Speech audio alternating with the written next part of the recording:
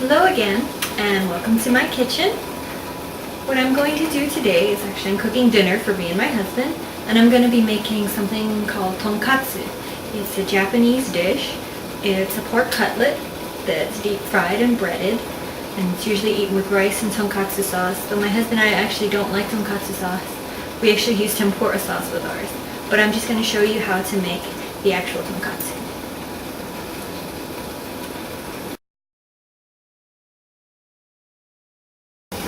This is what you're going to need. You need some boneless pork chops. I've got 4 here, so this will last us 2 nights. You need a dish with flour in it. You need a dish with scrambled eggs in it. Here I scrambled 2 eggs. That might actually be more than I need, but I don't want to run out. And then you need panko crumbs. And what panko crumbs are, they're a Japanese type of bread crumb. And here I have honey panko. And this is what I'm going to use. And you need them all divided out so that you can easily transfer your pork chops from one place to the next. The last thing you're going to need is some kind of way to deep fry your pork chop. It can either be a wok with oil in it, like I have here, or you can use a deep fryer. Unfortunately, my husband and I like deep frying so much that our deep fryer is now dead. So we're going to have to use my wok, which I also love, so it's alright. Turn your stove on to a medium-high temperature and let the oil heat up.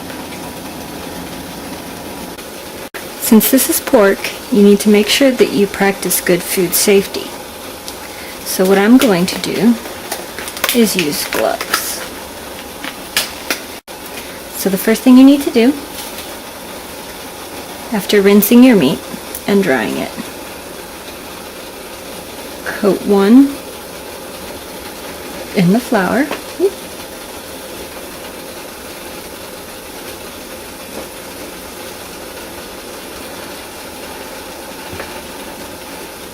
Then you'll transfer to the egg. And I suggest using 2 different hands for this.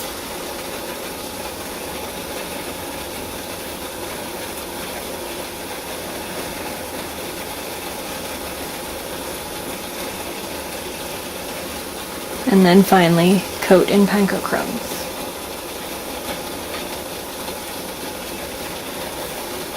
Switch again to the dry hand. And I like lots and plenty of crumbs, so I'm going to press it in.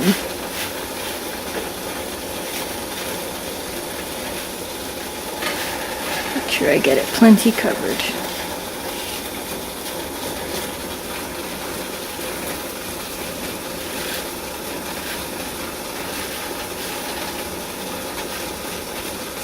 And I'm going to let that rest in another container. Then repeat.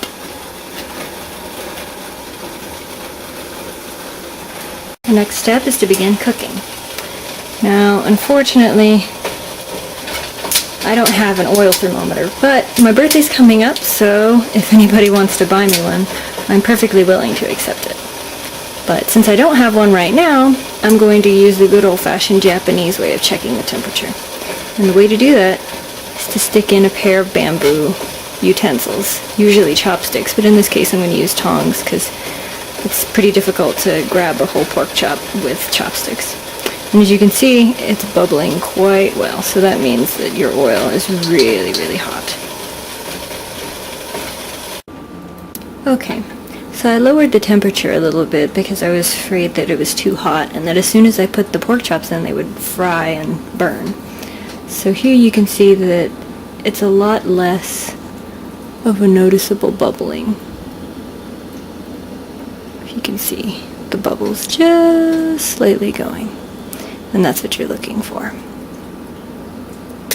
So it looks like this is ready, and I've moved the temperature to medium low. Now what to do with the still gloved hand is take your pork chops and put them in by hand. And why do I say that you need to do this by hand? Well, The utensil that I'm using is bamboo, and bamboo is very porous, and since it's porous, it has lots of nooks and crannies for bacteria to hide in. So it's very easy to harbor bacteria in any utensil that's bamboo. Therefore, when handling raw pork, I'd rather not do so with bamboo. So I'd rather do it with a gloved hand so that I can throw the glove away afterwards and there's no chance of contaminating. So you're just going to let this cook until it turns a nice golden brown. Since I'm not actually deep frying, I'm kind of shallow frying, because if you can see, the pork chop isn't fully submerged. Neither tonkatsu is fully submerged, so I might have to flip this over at some point. But for now, just let it cook until it turns a nice crispy golden brown.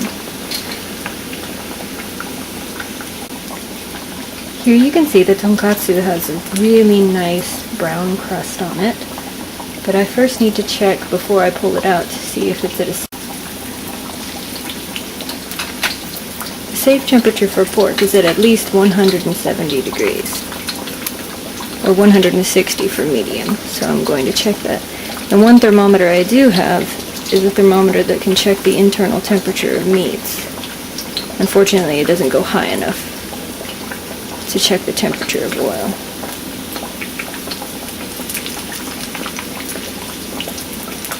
You can see it slowly going up. It's obviously not quite hot enough for us to remove our pork chops yet. So we have to let it go a little bit longer. Okay. My pork chops are now at a safe temperature. They're above 160 degrees. So I'm going to take these tonkatsu out and I'm just going to lay them on the draining rack. And let's see. I'll lay them this way first and then I'll flip them over later so that the oil that accumulated on top can drip off as well. Oop, having trouble grabbing this one. Okay. And then once again, with your gloved hand, take the other two and slide them in.